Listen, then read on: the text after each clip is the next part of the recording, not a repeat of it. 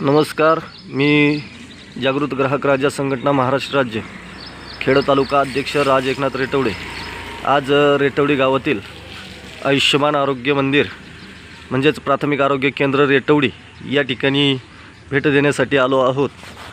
या ठिकाणी आल्यानंतर आपण पाहू शकताय